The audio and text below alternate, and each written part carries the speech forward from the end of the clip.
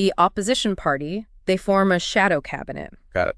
That basically mirrors the real one. Okay. So they've got like a shadow prime minister, shadow ministers for all the different departments. Oh, interesting. They're basically ready to step in and take over if they win the next election. Wow. It's a very unique feature of their system that you don't see in India. So no pre-made team on the sidelines in India, just, waiting in the wings. Exactly. So how does that affect things, especially during elections?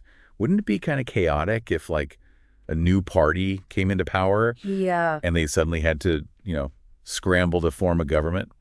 Yeah, it definitely adds a layer of unpredictability and maybe a little bit of post-election scrambling compared to the British system. Right.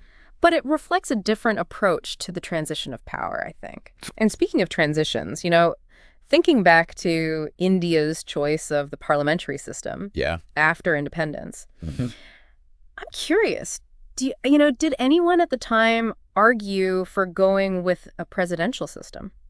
Now that you mention it, it would have been pretty fascinating. Yeah. To see what would have happened if India had gone the presidential route. It would have been very interesting. Like, imagine if instead of a prime minister, we had a president as, head of the executive branch. Right. How do you think things would have played out differently? Well, it's tough to say for sure. Yeah. But it's important to remember that the decision to go with a parliamentary system wasn't just, like a snap decision. Right. Our sources actually tell us there were definitely voices advocating for a presidential system. Okay. Modeled after the United States. Mm-hmm. But ultimately, the majority favored the parliamentary path. So there were actual debates and discussions about this? Oh, yeah, absolutely. Okay, that's reassuring. It wasn't just like, oh, yeah, let's just stick with what we know. Right, right. So what were some of the main arguments against the presidential system? Okay. Why did they ultimately reject that model? Well, one key concern was the potential for gridlock. Something that we see in presidential systems. Right. Especially when you have a president and legislature from different parties. Right. Constantly at odds with each other. Yeah, that does not sound very good. Not very efficient. No. And the framers were looking at, what was happening in the U.S. at the time. Right. Where these standoffs between the president and Congress could really bring the government to a standstill. Yeah, I imagine that's the last thing you want. Exactly. When you're a newly independent nation. Right. With so many things to do. Exactly. They wanted a system that would encourage harmony and collaboration. Yeah. Between the different branches of government. Right, so that things can get done. Exactly. A system where things could get done. Without these constant political battles. Right. So the parliamentary system, with its emphasis on shared responsibility and cooperation, seemed like a much better fit.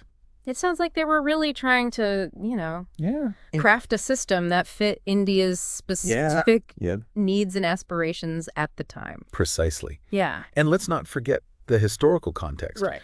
I mean, India, just after independence, was dealing with immense challenges. Oh, absolutely.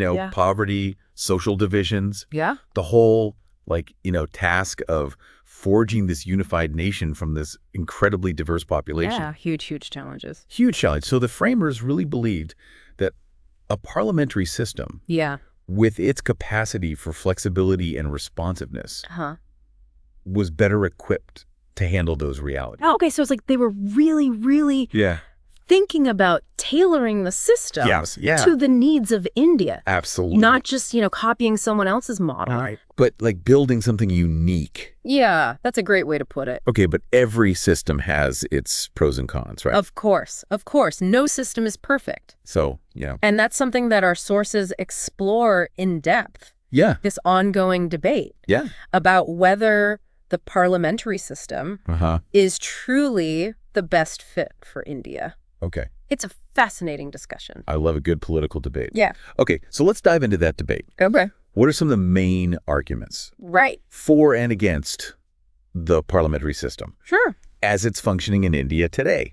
Okay. I know we have a lot of listeners out there who are prepping for the UPSC, and this is like prime exam territory. It is, yeah, absolutely. Understanding both, the strengths and weaknesses of the system is crucial. So on the plus side, for the parliamentary system, we've got that harmony between the legislature and the executive. Right. You've got a government that's directly accountable. Yes. Safeguards against one person having all the power. Right. I mean, these all seem like pretty solid advantages, especially for a country as diverse and complex as India. They are, and that harmony between the branches can really lead to a much smoother process for making and implementing policies. Right. The government isn't constantly battling a separate legislature that might be hostile to them. Right. And the emphasis on responsibility, I think, is huge. Yeah. It ensures that the government is always looking over its shoulder, Right. knowing they have to answer